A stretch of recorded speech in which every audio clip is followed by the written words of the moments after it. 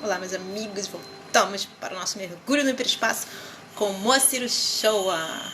E hoje nós teremos outra experiência extrasolar ou extraplanetária e novas instruções. Tô tão emocionada. Então a gente começa. Esse é o último capítulo do livro. E na próxima live sobre este livro vamos ter as conclusões, ok? Mas esse é o último capítulo. É o capítulo, se eu não me engano, é o 11? Capítulo 12. Então vamos lá. Estamos acabando a nossa viagem. Bem, para começar outras, né? Então vai ser o seguinte. Eis-nos no local habitual das nossas pesquisas, cumpridas as normas estabelecidas. Isso, a hora certa marcada, às 11h30 da noite. Como sempre, sentimos-nos muito bem dispostos. Os olhos se fecham rápida e pesadamente. Uma respiração muito profunda e logo se aclara a visão já descrita, a qual me habituara. Amigo de sempre, Yasha, logo se aproxima e fala sobre a maior viagem que faríamos em um verdadeiro mergulho hiperespacial, prolongado a mundo tão distante. Já então experimentado, enchi-me de uma estranha, porém muito agradável euforia ante aquela perspectiva face à qual, mesmo em momentos como aquele, desde que me encontrava sempre em lúcida consciência, a mim próprio perguntava: viagem? Ou apenas surpreendente percepção hiperdimensional, podendo ver e observar como se lá estivesse coisas desde esses tais mundos distantes? Essa, aliás, a magna interrogação que, já de há muito tempo, me vinha acompanhando desde o primeiro momento de experiência similar. Não cumpre aqui discutir ou apurar. Haverá apenas o depoimento da lembrança que fixei em palavras, resumindo-se no que se segue. Dirigi-me para uma nave, cujo tipo já conhecíamos. Apresentava, como já citei, colorido castanho-rosa e era do tipo semi-esférico, achatado. Era, por sinal, semelhante à mesma que certa vez vira fisicamente a uns 10 ou 20 metros, no mesmo local de pesquisa, em companhia do general Benjamin Arco Verde, mencionado em nosso livro A Parapsicologia e os Discos Voadores. Logo de entrada, verifiquei ser o seu comandante do tipo de um tanto sisudo que já descrevi, com cobertura ajustada à cabeça, não obstante simpático, de muito sóbria afabilidade. Jamais poderia imaginar pelo exterior a exuberância das instalações do interior daquela nave, fato deveras impressionante. Até me pareceu logo, como que intuitivamente, que ali iria receber instruções do maior interesse sob o ponto de vista de futuras investigações humanas, particularmente no campo da física, ou melhor, da hiperfísica. Não estava enganado. O que vira em outra nave de painéis dispostos de comando e controle, como também estranhas cartas de navegação sideral, aqui se ampliava, sugerindo possível aperfeiçoamento ou então indicação apenas de flexibilidade maior, permitindo possíveis outros destinos operacionais para aquela nave. Logo após, assim o confirmava o comandante Youssef, indicando uma carta em que ao centro se representava a nossa galáxia, com vários sistemas de estrelas assinalados, bem como algumas constelações mais próximas, extragalácticas, em cujos mundos já haviam cumprido outras missões. Salientou, aliás, que essas missões têm sido sempre de cordialidade e transcendental colaboração, todas na tônica da promoção e do entendimento da amizade, visando a um conhecimento sempre maior e mais perfeito do universo. Mesmo no nosso sistema solar, onde tem encontrado, algumas vezes hostilidades e desentendimentos jamais se afastaram da cordialidade e do ideal de ajudar. Esse seria sempre o dever de irmãos mais velhos, mais experientes. Logo a seguir, e na lógica do assunto de que tratava, não se equivocou de indicar e mostrar alguns aparatos, armas de grande e inimaginável poder, sempre, porém, empregadas para fins defensivos. O que mais me impressionou, então, foi que todas elas decorrem do excepcional controle que exercem sobre a luz. Usam-na para uma enorme multiplicidade de fins e particularmente para essa arma ou armas defensivas, conforme assim explicou o comandante. Há muito pela ciência que adquirimos, a técnica que apuramos, conseguimos condensar a luz, em outros termos, adensá-la, mantendo-a sob controle. Essa técnica e controle da luz hiperespacial se estende facilmente à luz especial que vocês conhecem. Ora, isso facilita-nos a usá-la das mais diversas maneiras, inclusive como verdadeira e poderosíssima arma. Vocês humanos estão, de certo modo, nesse caminho, em direção à luz espacial, mas ainda bem longe de conseguir a disciplinação completa dessa imensa energia, que vocês só compreendem ou conhecem bem no seu aspecto dinâmico, atualizando-se na iluminação e pouco em estado potencial, de adensamento no laser, cujo estudo de seus poderes, propriedades e aplicações vão conduzindo com muita inteligência.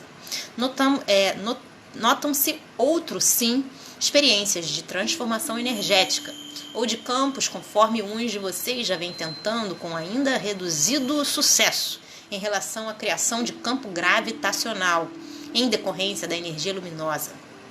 Como armamento defensivo, usamos emissão de intensidade variável em ampla faixa, facilmente controlável e também com abrangência de raios de grande amplitude, se necessário. Aqui, você tem uma rápida visão de aparelhos adequados. Veja como tudo é simples, decorrendo do seu uso de apenas um dispositivo de comando com regulagem de atuação realmente fácil. Reparei, então, alguns pequenos aparelhos, de forma aparentemente análoga às que tinha certa vez visto para fins clínicos, apresentando um pequeno tubo que se afina ligado a um reservatório de pequenas proporções, a forma de um toro, com o espaço interno utilizável entre duas chapas circulares paralelas. Lateralmente, uma pequena alavanca de comando com um mostrador de graduação. Essa é a tônica dominante da forma. Os de maior dimensão ajustáveis a operações partindo diretamente da nave, assim nos informam, de aspecto análogo, apenas sem aquelas garras para o uso manual, são instalados em uma base sólida tronco piramidal, fazendo o conjunto um sistema que se oferecia suavemente a um encaixe segundo os nossos conceitos. Continuou o comandante. É evidente a facilidade do uso de tudo isso quando descemos e nos achamos em ambientes desconhecidos. A maioria é de utilização individual, outros muito raramente necessários, colocados em locais próprios das naves, como você já percebeu, os quais automaticamente se abrem para o exterior. Aí eles se ajustam com segurança. Você está imaginando perguntar-me o que agora mesmo vou responder. A fonte primária dessa energia disponível? Responderei. A mesma energia do tipo da que você viu sendo captada de irradiação cósmica, considerada no seu sentido integral, não apenas aquela ou aquelas de raios cósmicos que a experimentação de vocês já conhece. Para vocês é um começo de conhecimento de um caminho de pesquisa ainda imenso a percorrer. Temos em nossa nave miniatura proporcional daquelas instalações que você já descreveu, capaz de captar essa energia, que afinal se transforma na energia luminosa, que estamos considerando você próprio e alguns dos seus mais próximos já viram o que, certa vez, lhes oferecemos materialmente no espaço de vocês, luz densa dimensionada. E você próprio já viu, então, no hiperespaço e descreveu um aparelho usado por Yasha para fins de saúde, promovendo emissões luminosas que deixaram sensível e perdurável marca sobre a superfície da pele humana em que se deu a aplicação. Você viu também como aquela verdadeira emulsão luminosa de variada gama de colorido era manipulada conforme o objetivo em aplicações sucessivas daquela experiência visando a saúde, lembra-se? Esta sua estada aqui, em companhia de Yasha, com quem você já se relaciona com facilidade, além da viagem prometida, tem fins de informações de tônica científica e técnica, as quais se sucederão a propósito de explicarmos os nossos modos de deslocamentos a essas inconcebíveis velocidades, segundo os critérios, observações, experiências, conceitos e vivências humanas. Veja, tudo se resume ao domínio do relacionamento preciso científico e, a seguir, técnico operante entre espaço e hiperespaço. Você já transmitiu, em decorrência de seus próprios estudos chamados parapsicológicos, suas observações durante todo o tempo de dedicação à pesquisa que acabou nos sensibilizando. Só um instante. Que acabou nos sensibilizando e mais, e principalmente pela intuição, em que você já é uma faculdade realmente em sensível desenvolvimento. Você já tem expressado pela palavra ou pela escrita, acentuamos, algo de grande importância sobre esse relacionamento espaço-hiperespaço. Aqui iremos aprofundar bem mais o assunto até uma possível compreensão para vocês dos nossos fantásticos deslocamentos. Tudo repousa, afinal, na verdade fundamental, há um tanto veladamente afirmada, de que toda matéria, em seus diferentes estados mais sutis, agora chamados de plasmáticos, e aquele da mesma natureza que alguns chamam estelar, constitui expressão viva de uma forma de ser intrinsecamente elétrica, isto é, de ínfimas partículas eletricamente polarizadas ou não. Produz-se assim, em conformidade com certos níveis mais altos desse estágio elétrico, a imensa energia irradiante dos sóis e estrelas centros, de sistemas planetários e mais especificamente dos campos espaciais, já bem no estudo e conhecimento decorrente de vocês. Tudo isso, tudo mesmo, decorre de vibracional energético, a partir do hiperespaço, em que todos os estados da matéria e os diferentes campos se encontram em estados e condições mais sutis, esses campos imensamente mais ativos, mais poderosos. Em consequência, há a possibilidade de, mediante ações interferenciais, essa condição superior hiperespacial descer à condição conhecida espacial tão da vida, do estudo e já, até certo ponto, do conhecimento humano. É assim um ambiente tão mais sutil, em que a luz, por exemplo, se propaga trilhões de quilômetros nesse supervácuo aparente, que é, porém, pleno de formas de energia e de vida, desde a imanente àquele próprio estado da matéria, como de mineral sutilizado, como diriam vocês, até formas de veículos do espírito imortal superconsciente nelas operante. Este é o nosso caso, particularizando o meu caso, desde que você, pelo desenvolvimento mental, está aqui contatando, colhendo de mim estas informações. Em qualquer local do espaço, é possível estabelecer-se intercomunicação dimensional, passagens, como quiserem, desde que haja capacidade de atuar em um nível ou no outro, no sentido da subida ou descida, se assim podemos dizer, vibratório dimensional.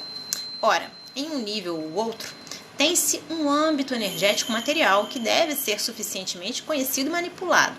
Como quer que seja, a raiz do processo, a capacidade de fazer, chegando a esse resultado, se encontra na ciência hiperespacial. Para dar logo ao que estou dizendo um tom inegável de autenticidade, lembro a vocês humanos de início o que já tem ocorrido à vista de cientistas terráqueos renomados no que tange a materializações, luzes sem fonte de energia identificável e transporte de objetos através do espaço sem limite aparente e através de obstáculos densos, absolutamente materiais, fenômenos esses que vocês chamam parapsicológicos. Em princípio, os fenômenos do nosso interesse atual seriam rigorosamente os mesmos, todavia os diremos análogos. Acrescentam-se, na verdade, é evidente, outras condições, outra ciência no fazer, outra técnica, outros fins, outra mensagem, agora de outras humanidades, de mundos mais ou menos distantes. Isso é o que estamos procurando fazer bem compreender. Sim, será o alvorecer e o evolver de uma nova e mais ampla realidade cósmica, talvez até nem suspeitada pela maioria absoluta do humano atual. Na verdade, não obstante ser qualquer o ponto de nossa imersão no espaço ou imersão dele para a nossa condição, há em relativa profusão, localizáveis por nossos aparelhos de navegação especializados, como o que você vê. E aí, entre parênteses, ele diz assim: olhei e vi algo muito simples, um mostrador cheio de sinais e indicações para mim indecifráveis. E o comandante continua: vórtices dimensionais, verdadeiros chakras hiperespaciais, através dos quais suavemente se dá a passagem de dimensão. Isso corresponde ao refinamento progressivo da matéria, concomitante sutilização energética, evolução que tecnicamente vai se processando nos objetos ou veículos físicos dos seres que ascendem dimensionalmente. Dar-se-á o inverso quando a descida ao espaço de vocês. Descrever a intimidade desse processo de sutilização ou adensamento da matéria, isto é, materialização ou desmaterialização, é ainda muito difícil, de forma proveitosa, com possível vantagem de aprendizado ou orientação para o humano. Todavia, devo dizer que uma energética do campo hipereletromagnético, combinada com propriedades muito sutis da luz hiperespacial, em determinadas condições, se resolve em um tipo de raio suave, porém muito profundo, poder desagregador, atingindo harmoniosa e homogeneamente sobre cada elemento da matéria, mudando-lhe o estado de equilíbrio dinâmico de sua intimidade estrutural, sem, porém, atingir as forças de nível mais alto que sustêm a forma dos objetos, mantendo-se nela as minúcias de integridade. No processo inverso, com apenas uma mudança de polaridade, toda matéria que se acha assim em uma dinâmica mais alta volta-se a conformar-se, afinal, com o estado vibratório anterior da mais densa materialidade, no espaço de vocês. A preparação e o exercício dessa técnica decorrem de uma realização científica demasiado alta para o humano atual. Todavia, é no caminho que seguem vocês dessas pesquisas tão oportunas no âmbito da estrutura da matéria, que esses conhecimentos e procedimentos irão aos poucos despontando, se afirmando e criando validade. Algo de bem análogo a isso se passa na metapsíquica ou parapsicologia avançada de vocês, quando os seres aparecem vindo de estágios diferentes em que se encontram naturalmente e surgem objetivos, corpo denso, físico, em contatos de inteligência e fraterna amizade, como você tem conhecido tão bem. Quase sempre, a maioria deles não conhecem bem o próprio processo em que se empenha a conta de inteligências e poderes maiores. Vejam vocês, humanos, como esses fatos de tanto tempo já estudados podem vir a fundamentar até certo ponto tudo isso que agora, em sentido mais amplo, estamos informando. Uma vez operantes no hiperespaço, seres ou coisas se deslocam segundo propriedades desse nível, à base de impulsos energéticos de natureza vária, mas que afinal se resolvem em reações naturais do tipo retropropulsivo. A forma como vocês conseguem no nível em que se encontram com certos adequados combustíveis, considerando-se, porém, a imensa diferença de que na sutileza hiperespacial, a energética em ação se resolve na dinâmica do escape de hiperfótons dessa luz hiperespacial, realizando uma energia dinâmica em que alcançam trilhões e trilhões de quilômetros por segundo, conforme o critério de medição de vocês. Ela própria, a luz hiperespacial, a luz captada e até certo ponto adensada, que provém da fonte ilimitada e verdadeiramente infinita do reservatório cósmico. Esse infinito potencial se revela também na irradiação aparente e ainda na de imensa profundidade, agora nem suspeitada por vocês, dos sóis, dos sistemas estelares ou galácticos.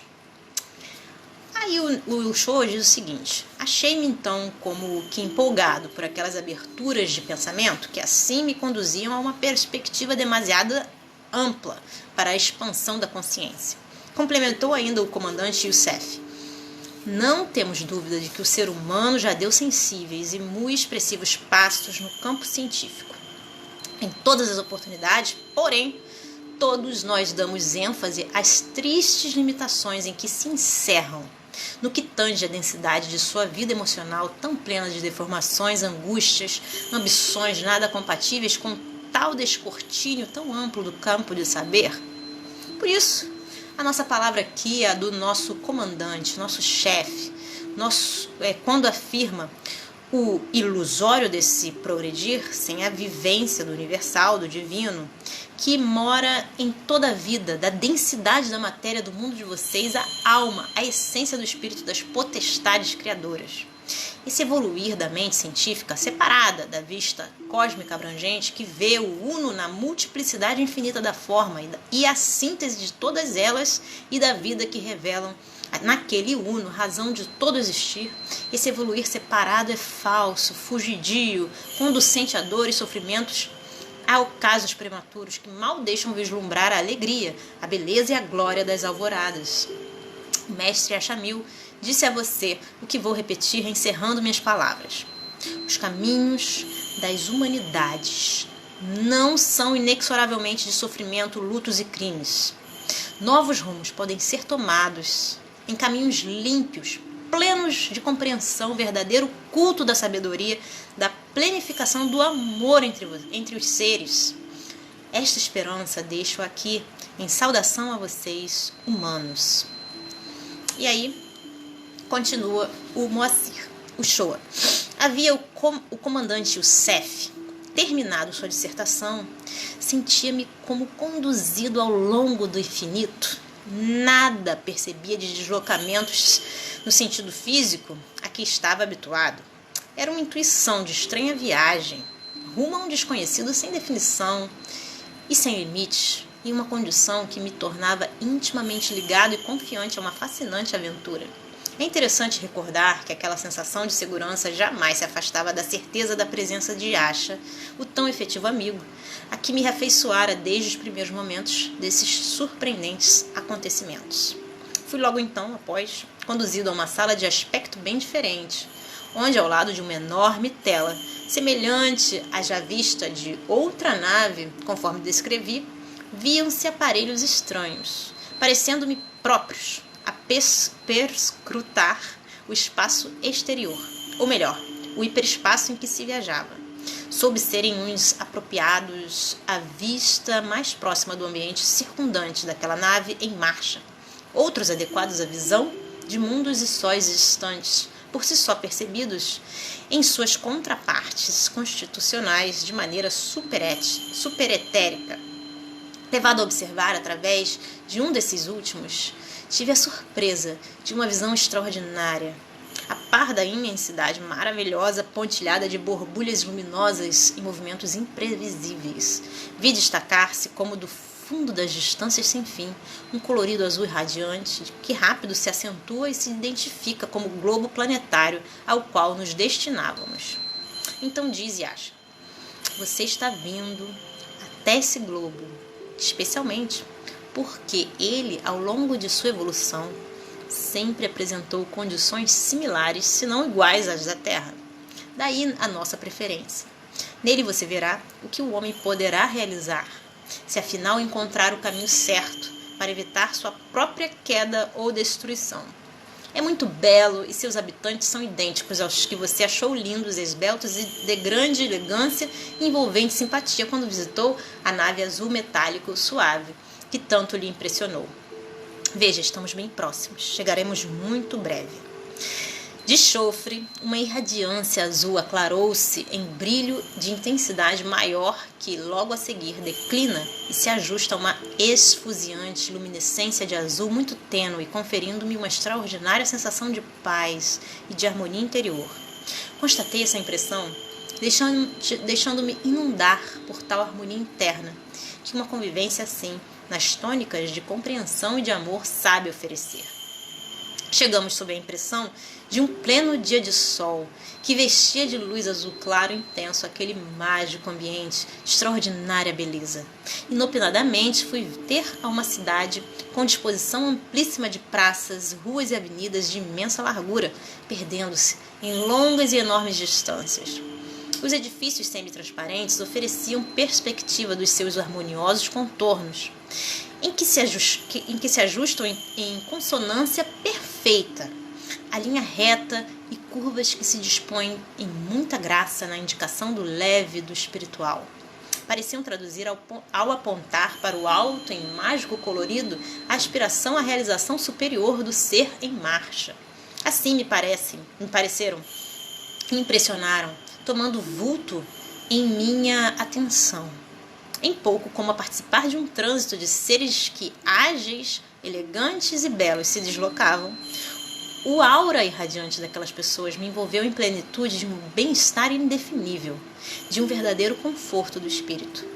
Físicos em sua estrutura orgânica delicada, em lineamento e formas harmoniosas, elegantes, o viver daquela gente se me afigurava o nosso próprio, apenas um bem maior refinamento de corpo e provavelmente também em beleza de espírito. Lares e escolas básicas, instituições de alto destino artístico, ambientes técnicos de natureza diversa, onde se fabricam com excepcional rapidez objetos e aparelhos de utilidade comum, como também outros de médio e amplas dimensões implicados na execução de planejamento para o bem geral.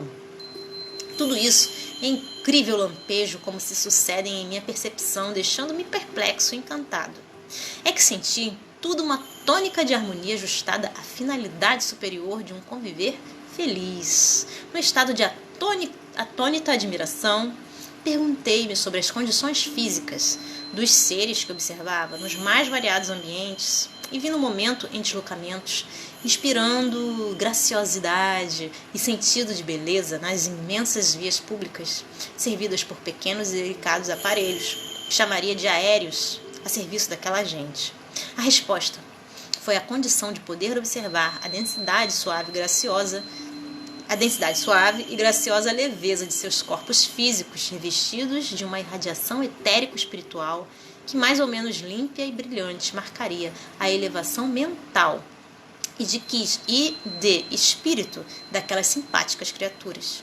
Fui então informado, sem mesmo situar-me bem em meu verdadeiro estado, de que os meus companheiros de viagem haviam se condicionado materialmente àquele nível planetário, imersos agora, provindos da dimensão hiperespacial, num espaço tão igual ao nosso, do universo espacial sensível a nós humanos terráqueos. Isso me causou estranha sensação, como me situando à parte de toda aquela gente. Mostrei-me curioso de algo mais, e eis-me em ambiente universitário, que assim vislumbrei pelo flagrante destino dos amplos espaços existentes próprios a agrupamentos, visando a aprendizagem, dado também o destaque de aparelhos e instalações várias, com fins, pareceu-me, de demonstrações ou realizações científicas. Yasha confirmou o fato. A seguir, vi-me em um imenso laboratório de pesquisa, direi do âmbito físico-químico, como que a minha vista se perdia naquelas distâncias em que sequências de aspectos múltiplos de aparelhagens se notavam.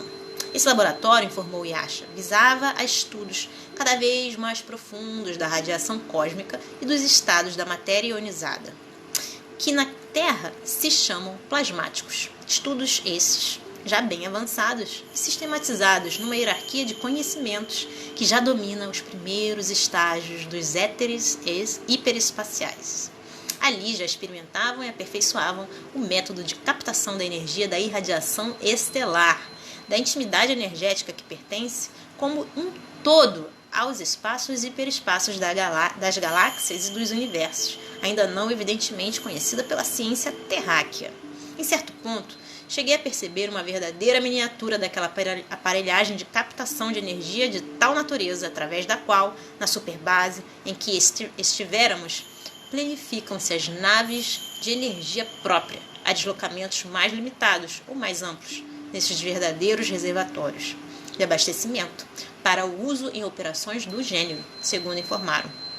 Em grande parte, disse Yasha, naqueles laboratórios estudavam técnicas de transmutação da matéria, visando a vários fins, no sentido de promover a satisfação não só de confortos sutis para a população, como, e aí está a parte mais alta da pesquisa, perfazer o material sempre mais aperfeiçoado para a construção de alados meios de transporte, inclusive o seu emprego em naves maiores de trânsito dimensional, aplicadas em viagens interestelares.